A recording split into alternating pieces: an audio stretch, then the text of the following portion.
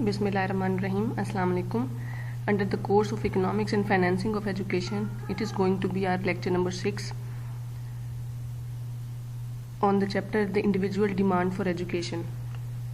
In the previous lecture, Unit 3 had two topics, demand and social rate of return approach. Now, in this lecture, we will see the manpower requirement approach for educational planning and CBA cost benefit analysis. Agenda of this lecture says that these are the topics to be taught in this lecture: introduction of manpower approach, methods of manpower forecasting. There are 4 methods discussed here, and meaning of cost and benefit. Starting from the introduction, this is a detailed introduction. I will sum up here that social rate of return is based on society's needs. Starting from the previous approach, it is going to put our attention on the new approach, which is manpower planning approach. So it says that educational planning and development should be based on society's needs rather than the response to individual need. Whenever we plan economic activity, we plan for the society's needs rather than the individual needs. So the social rate of return appraisal of educational planning is one way of allocating resources in accordance with society's need. It was a technique for planning. It suffers from a number of serious deficiencies. Those have been discussed under the criticism of social rate of return, among which is the problem that it is short-term planning method, whereas the educational cycle is long. So it is a technique that indicates only the direction in which educational resources should be allocated, rather than providing the precise number of educated manpower that are needed. It is indicating that social rate of return was a good approach in the sense that it provides us some information regarding allocation of resources according to the society's need. But it does not tell you that what are the manpower requirements of the society and how much number of educated people are required to recruit in the organization, any organization. So there is a close link between a country's manpower structure and its economic growth rate. Then planners can use this link as the basis for forecasting the manpower requirements to achieve a given growth rate. Why do we need to plan for the manpower? Because we plan the growth rate of the country.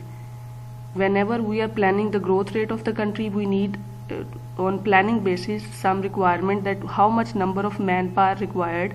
Manpower is, in simple words, are the people who are going to take certain responsibilities and working force of the country in different departments, and here it is concerned with education department. So manpower requirement approach is also important, so we may forecast the economic growth and the given growth rate of the country. The merit of this planning method is twofold. Number one, what it does for us, it enables to long-term educational planning. In advance, we plan that how much number of people are required to do certain jobs. So it provides long-term planning.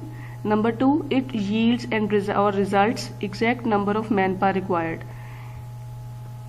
It does not give us data to plan the educational manpower, but also it tells us that how much exact number of people will be required in future.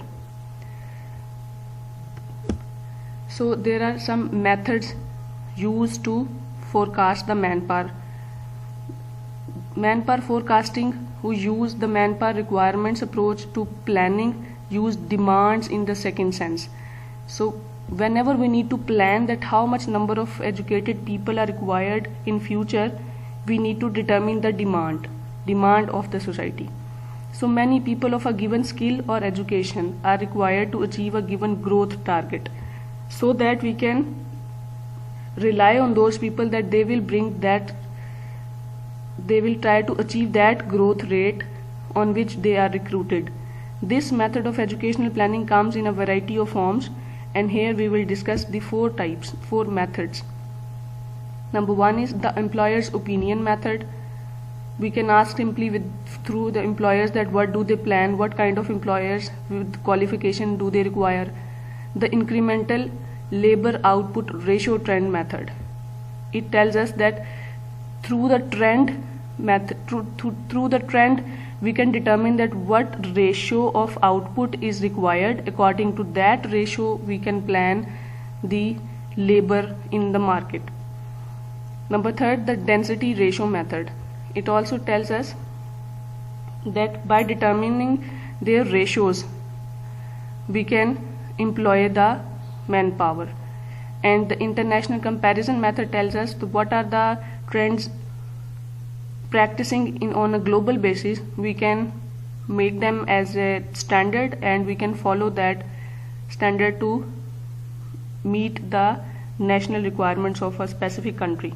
So one by one we will see these.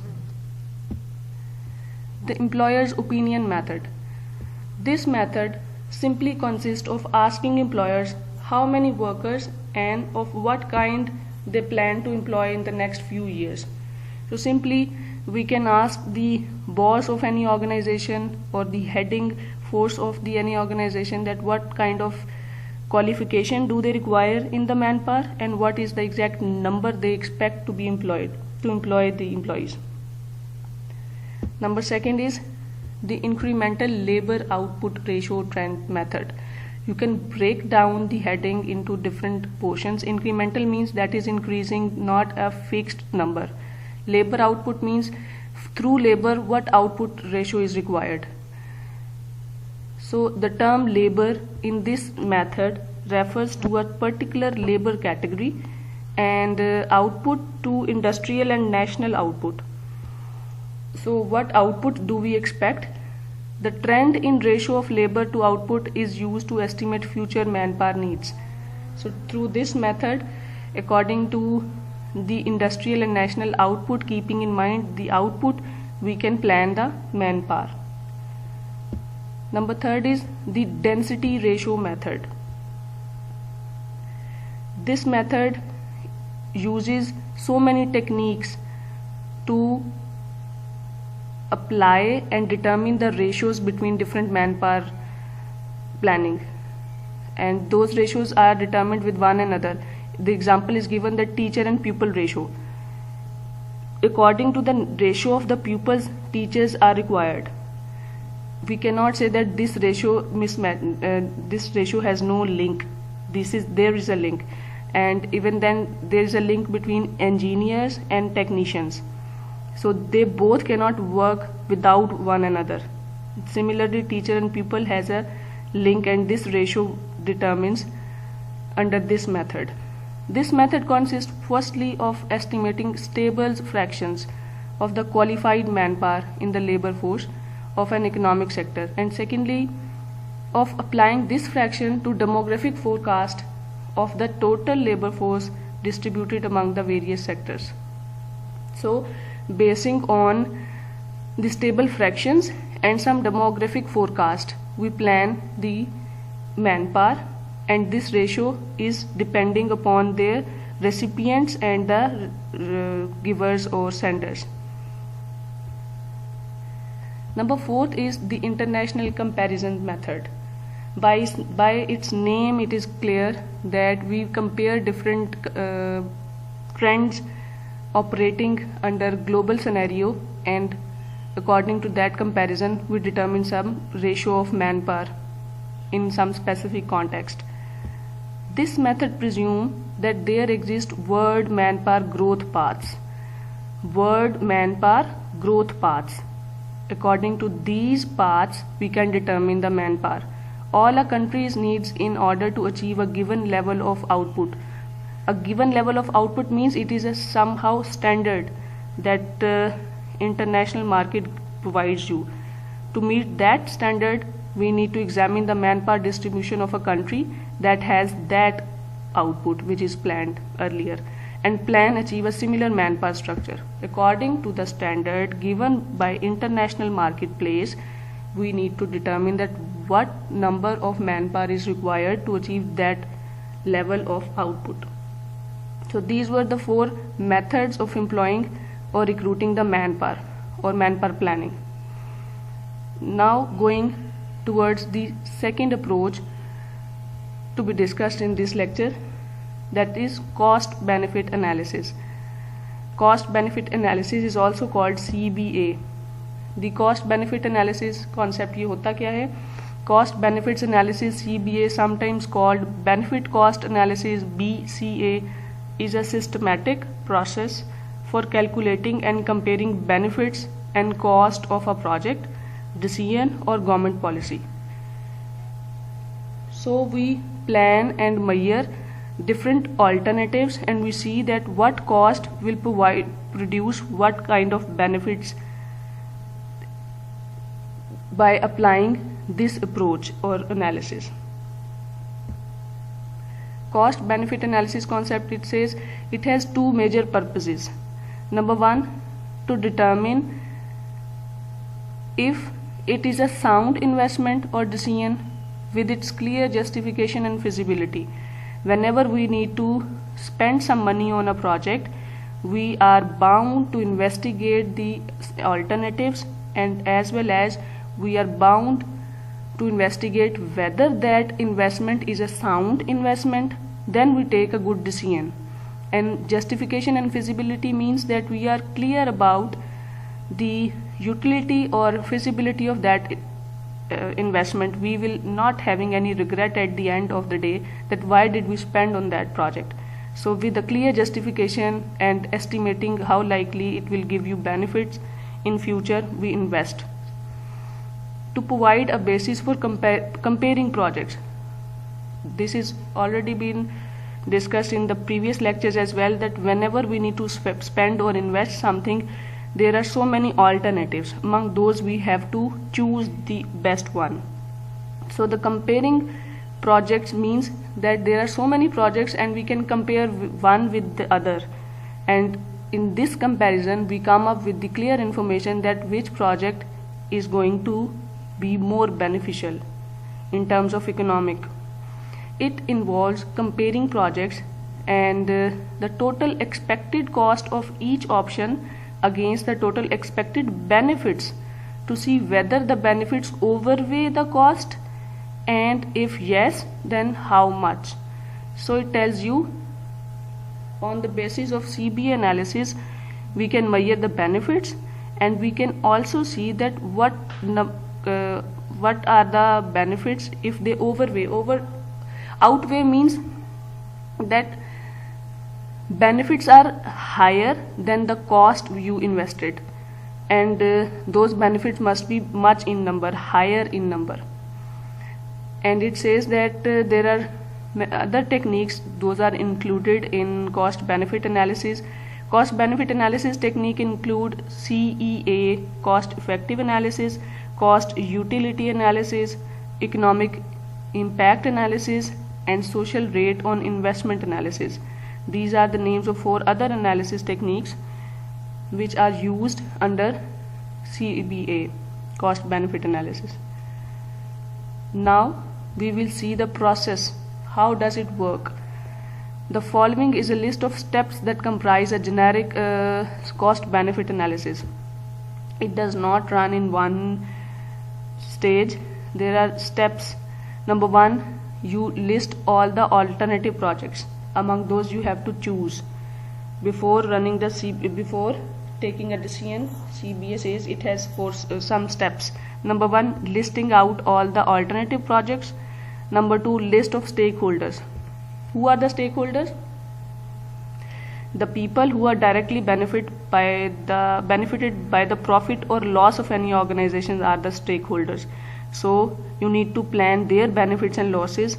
So list them out, who are going to be affected. Select measurement and measure all cost or benefit elements.